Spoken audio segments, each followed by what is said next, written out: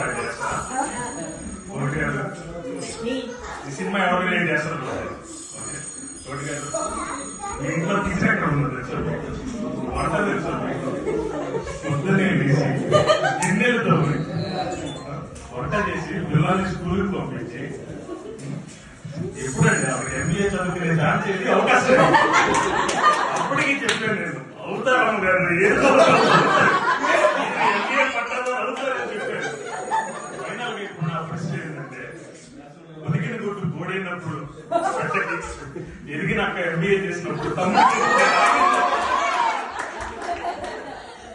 మాటలో చెప్పలేదు.